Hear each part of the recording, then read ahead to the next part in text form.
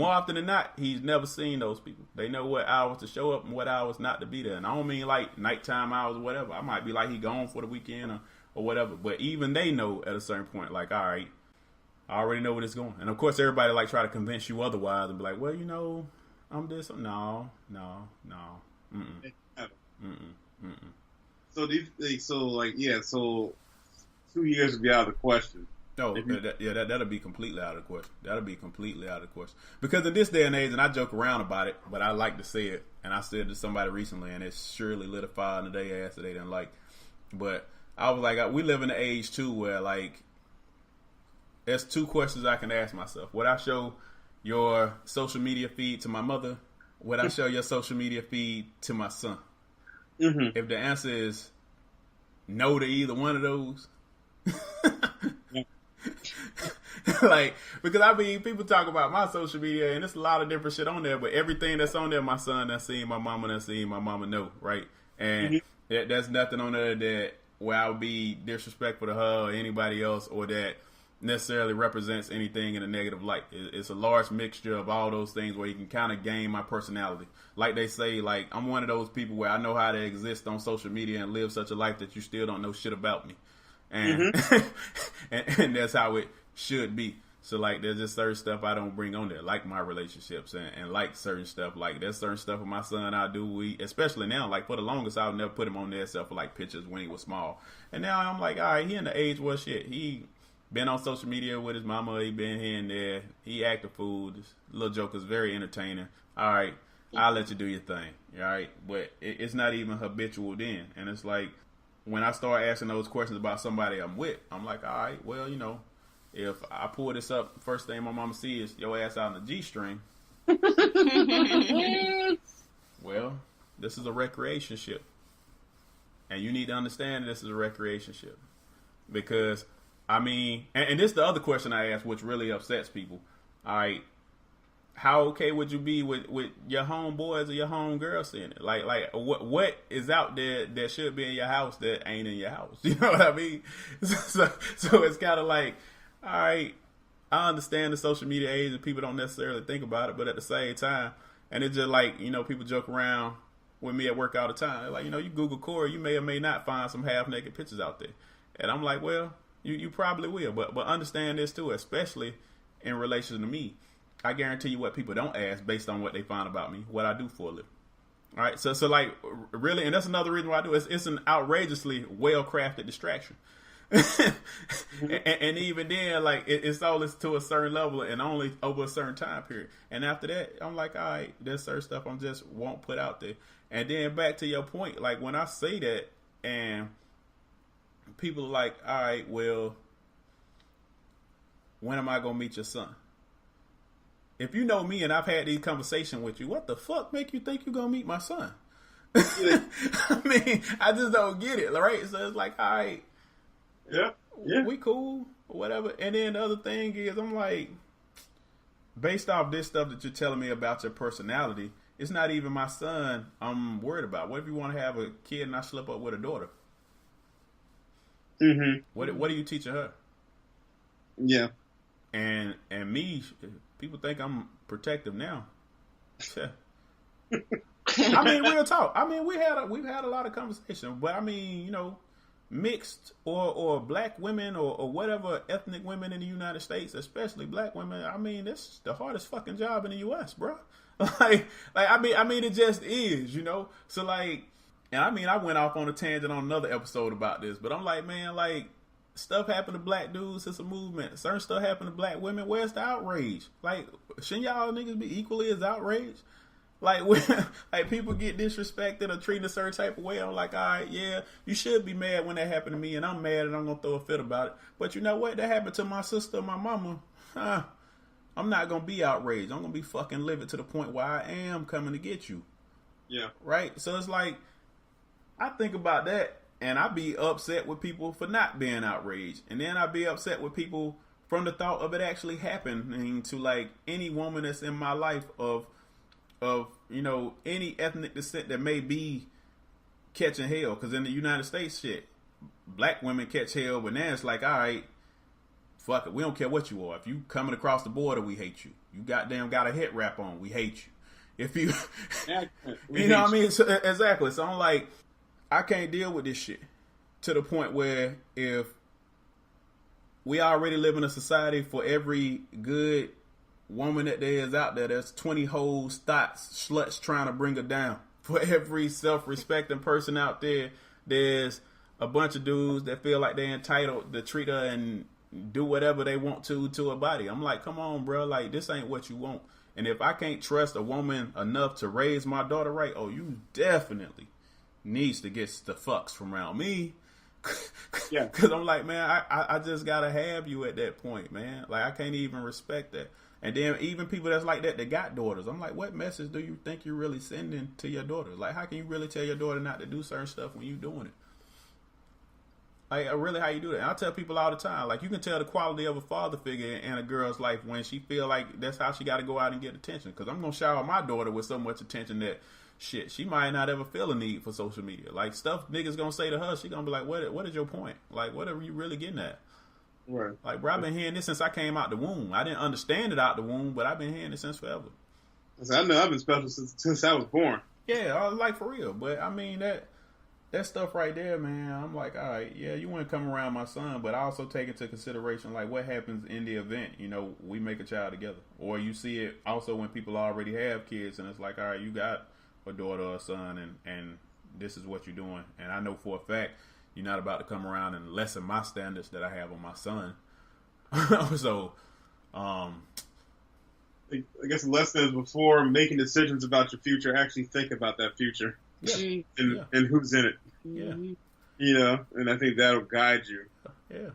Because, I mean, this was back to the original point, man. Like, we don't think about having kids, man. Like, a lot of people, you know it's going to happen when you get married or whatever, but people don't think about that shit. And then you have somebody with some fucked up qualities around a kid, bro. Like, that's another 20 episodes where I can just rant on this shit. It's like having a bunch of niggas with no feet trying to teach you how to be a world-class sprinter. Exactly. Man, let me show you, man. You got to take these wheelchairs, man. Grease your hands up real good. You get them wheels going. You don't jump them hurdles, though, man. We just run right into them shits. You know, but it's a great point, you know, and I think for some people, you have to look at, you know, the person with, like, signs to know when it probably is not going to work is, like, are you meeting the people that matter to this person? Yeah. Yeah. Are you speaking to them? How much do you know about these people? And I think, especially when it comes to kids, you know, I don't think you can make any decisions about a future with someone if you don't know how they interact with your child or children. Because like everybody's not good with kids. Believe that. You know, a lot of people and kids are really good at, you know, they're also good lie detectors. Like, you know, the best. They can tell when somebody's being fake. The best.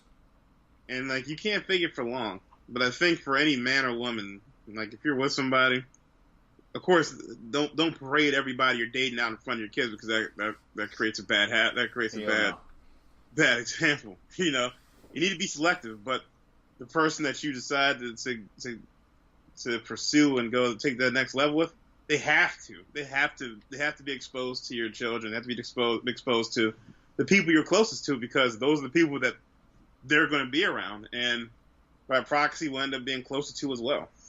And, you know, to that exact point, now that I think about it, Adonis has never met anybody that you haven't met.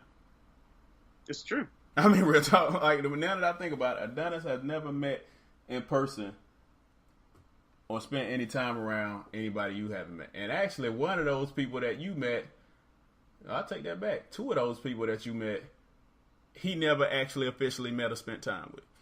Right. So I'm like, well, with that being said, like, it's all like, people that know me know what regard I hold you in, and my brother in, and Trey in. It's like, all right, but still, even then, and I don't even know, it could have been a subconscious sign right there, because it wasn't even like an intentional thing. It was just like, this is not what happened. And by both situations, I heard about it, but I also, in retrospect, I didn't care. So I was like, all right, well, it's like a video game. You have to progress. Like, you go different levels of the boss, and you have the ultimate boss at the end. Adonis would be the final boss. Yep. That's how it would play out. That is how it would play out.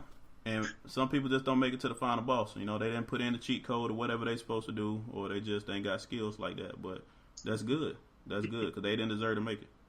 The hardest game in the world to play. Yeah.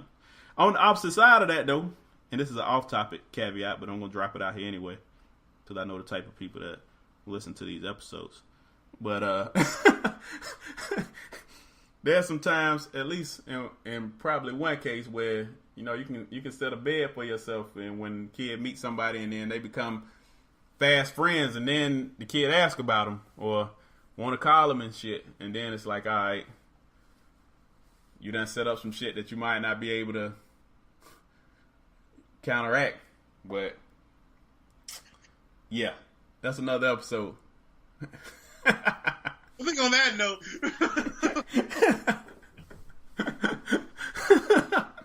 episode 19. Episode 19 in the books, man. I think we're ready to wrap it up.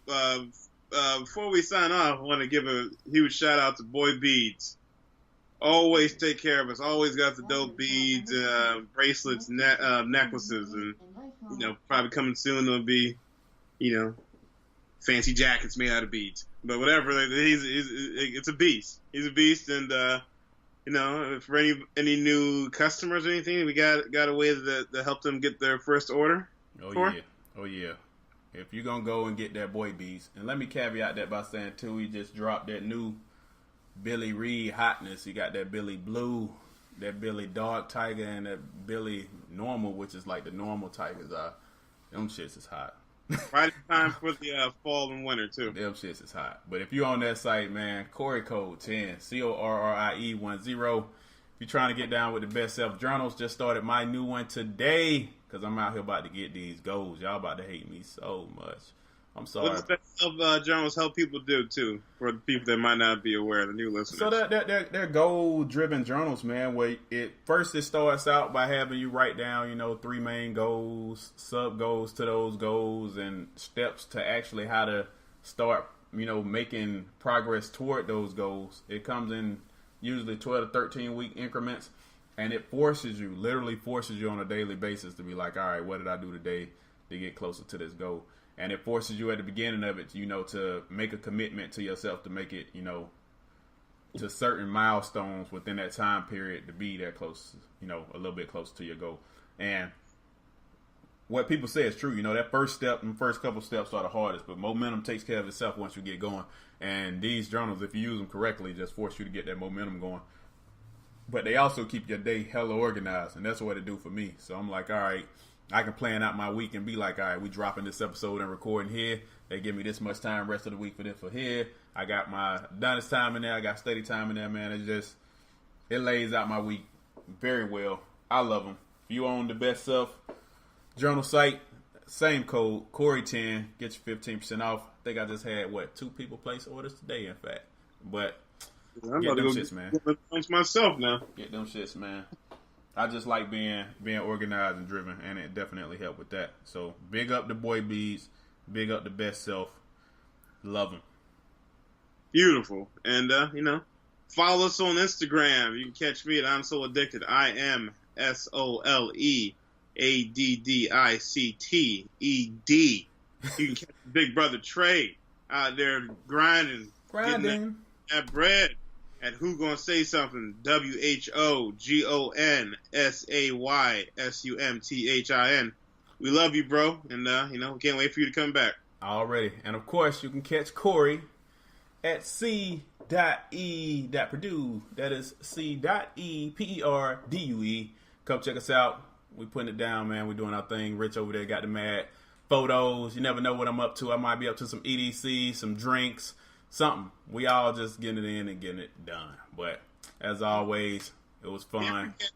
Can't forget, big thank you to guest host. Oh, guest host. And you know what? You know, be on the lookout, man, on Catch Your Jenna Reckless on YouTube. Hilarious comedy anthology series. Jenna Reckless, GENERECKLES. Follow it on Instagram. 2 S's. Follow Instagram, like on Facebook. Hey, did she just drop something new? I thought she just posted something new. She's also writer for the amazingly scary Veracity